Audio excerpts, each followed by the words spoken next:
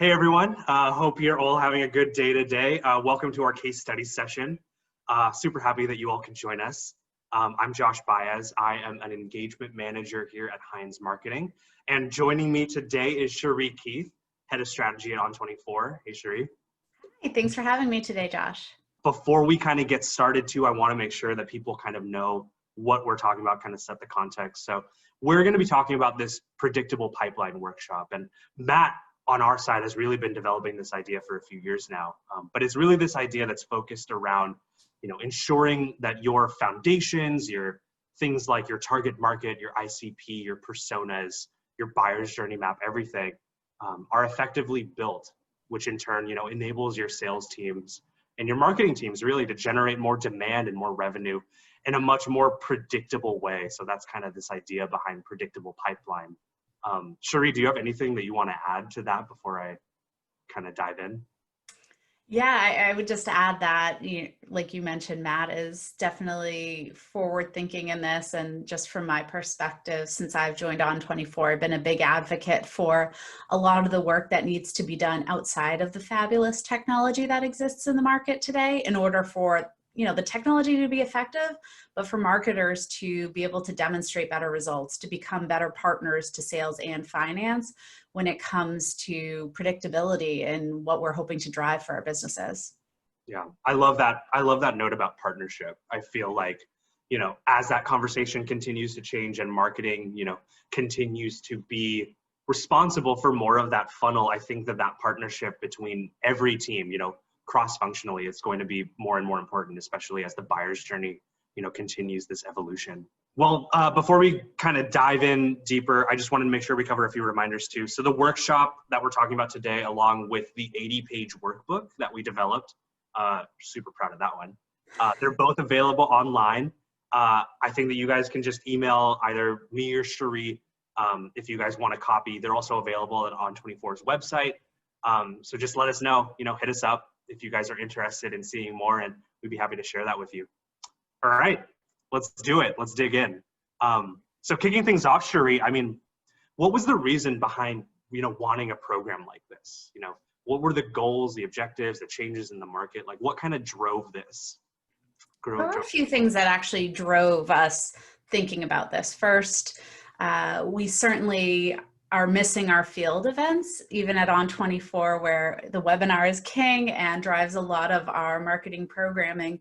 We do a lot of live events as well. And it's actually funny, we were talking about this earlier, Josh, my first week on the job at On24 in March, I was in Texas. So far from home, speaking at 2 events, not a traditional onboarding experience. And then the world really went into lockdown. So a big driver, I think, of my time and my relationship and my engagement with the On24 customer base was going to be through live experiences and physical experiences. Knowing that shifted, we're looking at ways to innovate on delivering that same type of experience to our customers through our platform. And one of those was really exploring this idea of a workshop. We heard from our customers, we hear from our prospects, they really enjoy the time they get with us. And they enjoy the access to best practice content and thinking about doing marketing more strategically. So of course we can deliver that through a traditional webinar, if you'll call it.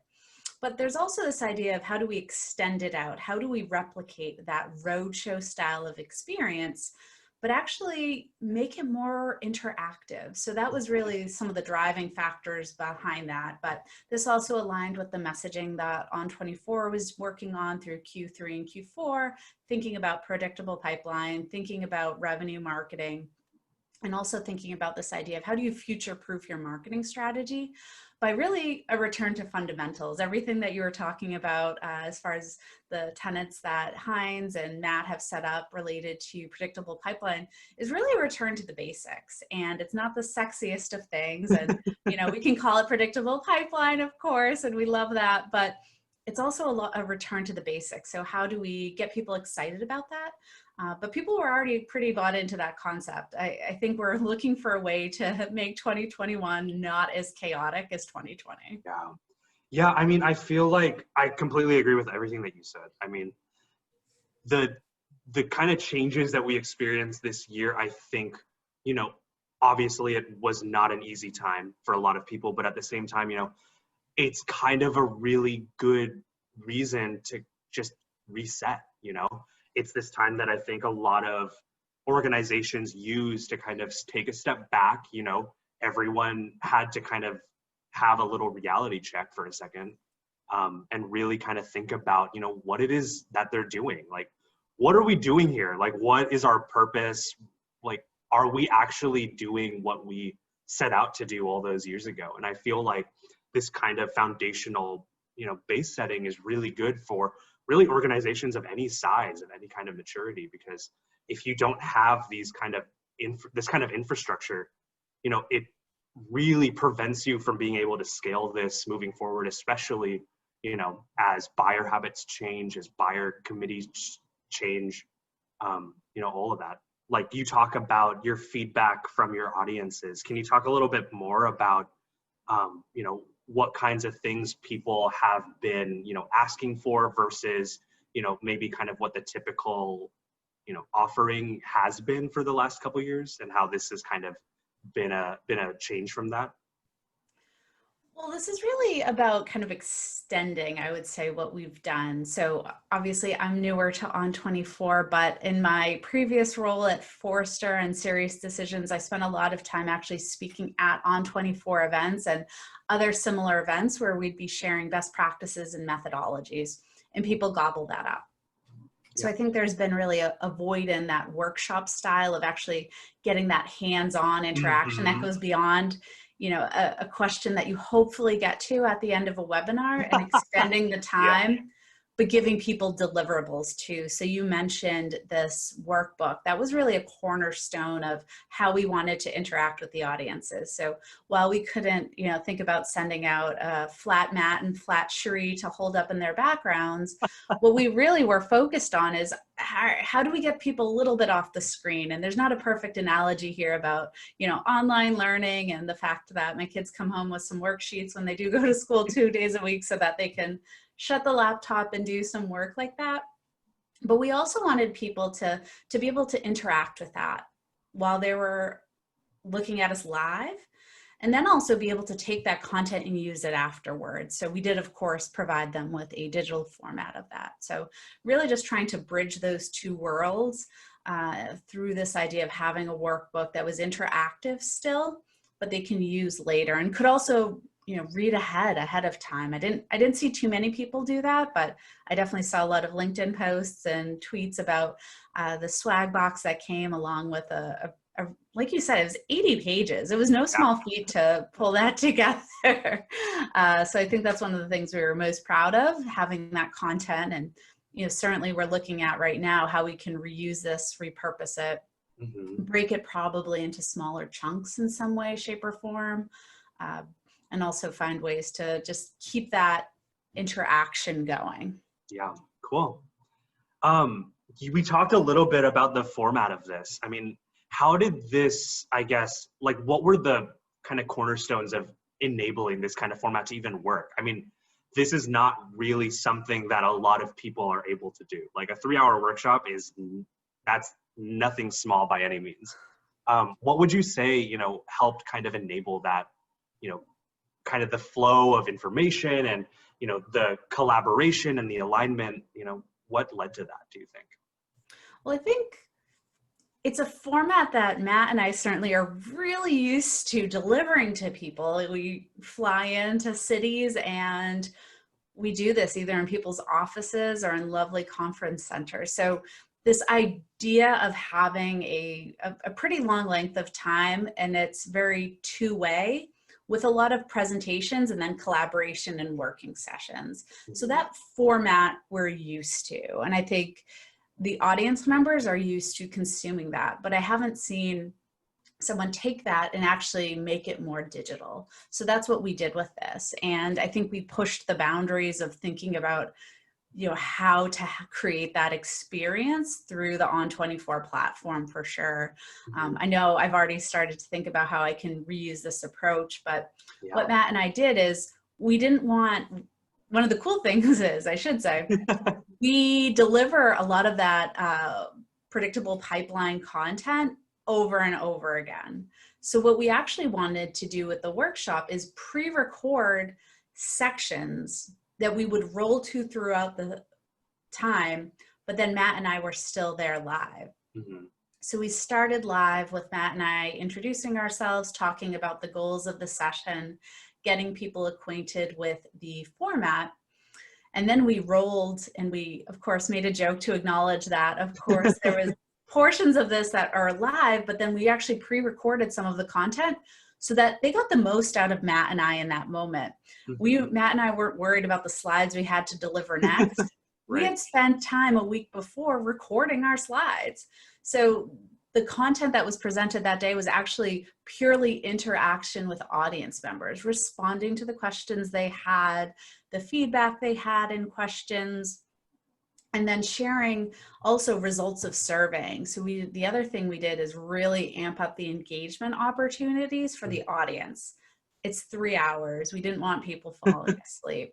Yeah. So what we did is we had a significant amount of polling questions throughout just to see how people were feeling beyond the qualitative feedback we would be getting from the Q&A that we were doing. So it was this blend of live and pre-recorded, but ultimately while those videos were rolling of Matt and I, were responding to questions in chat as well. So they really got the maximum amount of interaction from us by letting us do some of the content that we're used to presenting already ahead of time. So I think that was really the core construct, and certainly this was a lot of back and forth, a lot of polling. So using the On24 platform made that possible, made it very interactive, made it really easy from a presenter standpoint, which is good because I was the one driving it in the back end. No pressure. No pressure at all here. Yeah. And the feedback we heard from audiences, it was delivered through that experience, that console that they know and love from On24. So they were able to interact with us, get all the assets right there, make it really easy to go pre-order Matt's book while we were on the conversation with them. Yeah. You mentioned too, like, because you pre-recorded your content, that kind of took the pressure off of you having to like fumble around with slides, like make sure that you were talking about the right thing, make sure that your talk tracks were all aligned. Like that's something that I didn't even think about too.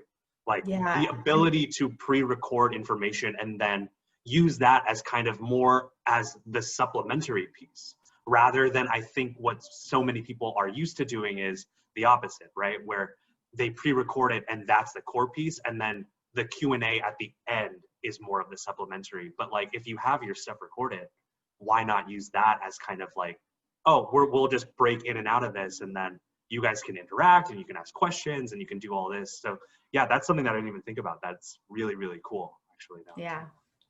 Very cool. So let's talk about kind of the ugly parts of this, like the challenges, the things that we didn't expect to run into. Was there anything coming out of this or even coming into this that maybe you weren't too sure about, or you were maybe perplexed by? I would say the most challenging part of this was just really thinking from the audience perspective about the show flow, and really having that nailed, making sure that everything lined up in a way that would be very cohesive. I mean, the content that Matt and I presented, the slides, the workbook, that was done really early on, I would say, in our engagement together. Yeah. What was stressful for, I would say, me is just we were really innovating on format. I don't want to call it, it wasn't a new use case for our technology, but we were pushing the bounds of the amount of interaction we were doing, just from the perspective of, the traffic cop, if you will, of the session, like making sure, we hit all the polling questions, making sure that we are sticking to a timeline as well. Because, the part of live Q&A and the interaction, and Matt and I are very familiar with talking with one another after doing several podcasts together, is we also one of our risks was going over 3 hours, which is kind of crazy to consider, was just making, like we just had a really strong show flow, which is something that you think about really for those live physical experiences, and usually not a workshop. There might be someone in the back kind of waving you, but you look down at your watch. It's just very different. Totally. The amount of polling questions we were going through, the amount of pre-recorded content, and then the time for live Q&A, that was really the stressful part for, I think, us, is just making sure that our show flow made sense, and that, on the day of, we were able to stick to it as well. And we definitely had buffer time. I would say that would be a big takeaway is, we had buffered in, about 10 minutes per section to make sure that we could roll over. We gave people breaks as well, which that might be one thing I don't do in the future, because I'm not sure if people really took advantage of the breaks or not. I definitely saw people saying we can only stay for 2 hours. We're going to stay for 2 and watch the last hour on demand. And we've seen that in the analytics. People return to view it and watch the section that they weren't able to participate in. So that was interesting, but I'm not sure if we needed to do the breaks, because quite honestly, Matt and I just ended up talking over the breaks, and maybe it was a break for the audience if they just walked away, but I don't know if that break experience, unless we did something like we rolled to music, that might just be the one thing. Elevator jazz playing in the background. Yeah, that would be the one thing. We didn't get feedback on it, to be honest, but that would be one thing I would probably noodle on more next time.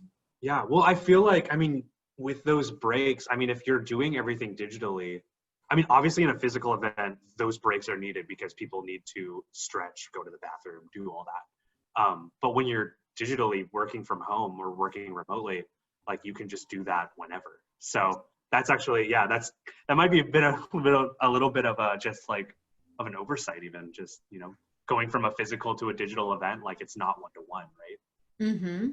Absolutely. Yeah. Interesting. Can you talk a little bit about the results of the program? So I know that, like, from a bird's eye view, we had over 1,000 people registered, crazy. Over 400 attendees. So that's a 40% conversion rate, which is insane. Like, that's great. Can you talk a little bit more about, the kinds of results that we saw and the analytics on the back end? Yeah, I think you hit the nail on the head when it came to that. A 40% conversion rate for that much time was significant. But we also did a lot of things, I would say, before the event to make sure that people showed up. So Matt and I did a lot of social promotion of this. I went on his radio show. He came on our podcast. We did, he did a LinkedIn Live as well, talking about this. So there was a consistent cadence of content coming out from the two of us to make sure that people did drive to conversion. We did send out, like you were mentioning before, that box with the workbook, and I think there was a notebook in there and potentially a sticker or pen. So just really trying to get people excited to make sure that they did show up. I think the statistic I'm most proud of as a presenter on this was the engagement score. So through the On24 platform, we have a secret sauce, if you will, that we call an engagement score. So this looks at a variety of factors during a digital experience that someone attends that evaluates how engaged the audience was with you. So polling plays into this, resources downloaded, time attended, and whether or not the browser window is active. Like, there's a lot of things that go into this, but like I mentioned before, it's something that's proprietary to us, but it's something we monitor both in ours but across our platform. So the average engagement score was about 4.1 across our platform in 2019. But for this event, especially if you only look at the live viewing of it, so again, someone who showed up, said, I'm going to invest this time here, the engagement score was 6.1, and that's really high. Like I said, average is 4.1, but to see something that high is pretty extraordinary for us. So that was based on, I think it was like well over 150 questions we received in chat. That speaks to the engagement of the audience with the polling questions. So, from a results standpoint, the engagement score was really high. I think the other thing is average viewing time was over 100 minutes. So that was really strong too. Average viewing live time. So if someone went back after, we're still seeing those results come in. And then I think it was about 300 people who downloaded the workbook. So they had a physical copy and people still wanted the digital copy. So that speaks to me about people taking a lot of those templates that Matt and I provided and using them in their work. So I think that is, significant and like cool marketing numbers. But if I think about why my sales team is really excited with us right now, is we have we like to call it the best practice in how we deal with data after a webinar, which is getting it in the hands of our sales team members so that they can have very concrete and actionable things for our sales development reps to respond to. So they're able to see, of the attendees who showed up and participated, what their responses were to every polling question, how they dealt with surveying, what questions they asked, so that they can have a very tailored and specific follow-up.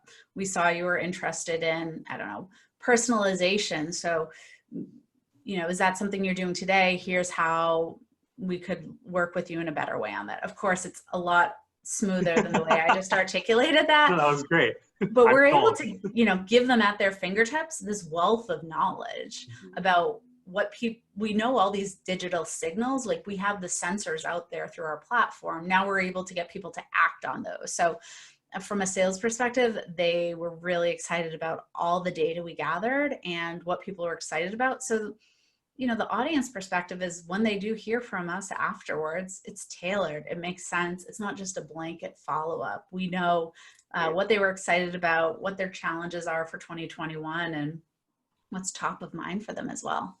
That's super cool. Yeah.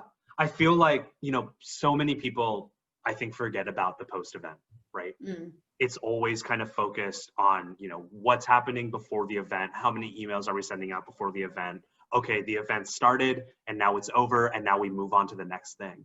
Can you talk a little bit about the event lifecycle for this kind of workshop and kind of, the different, you mentioned it a little bit about, how you and Matt started to send out your own kind of promotional things. Can you talk a little bit more about how we manage that event lifecycle from, pre, during to post? Yeah, I think leading up to it, like I mentioned before, there was a lot of social promotion. Certainly we had emails going out, but we're trying to take we try to take our reminder emails even to the next level. One of the benchmarks I've been monitoring through the On24 platform is that as we have entered the COVID age, the life cycle for promotion is really condensed now. We see most people registering the week or the week before an event. But usually people are thinking about like a 6 to 8 week promotion cycle for events in the past, especially digital events, I should say. So we're seeing it condensed down. So we really want to make sure that every touch point that we do in those last 2 weeks is very focused and gives them more and more information to make sure that they show up, since we know that there are a lot of digital experiences being run, and especially the ask being 3 hours of someone's time. That's an investment, right? And people also love really good content. So I think, Matt and I delivered with the team on the creation of that content. We knew what we had to offer was really good. It was best practices, it was methodologies, it was really actionable and practical for people to do afterwards. During the event, certainly Matt and I had to be on our game for sure for that time, being both the presenters and the orchestrators in the background of pushing between all these different experiences, coordinating on poll responses, seeing what the results were, having a discussion on each of those. That was definitely the big one there. But then afterwards, I think that tailored follow-up that we're able to do based on the insights derived from the audience's experience with us in that platform go a long way. I think, as far as longevity of the content, certainly we have it on demand. That's a best practice for us to make sure that we offer up all of our content. But, generally we see on-demand content viewing less than live viewing. So if you run a 1 hour webinar, someone might show up for the on-demand version for a half hour. They might zoom through parts. Yeah.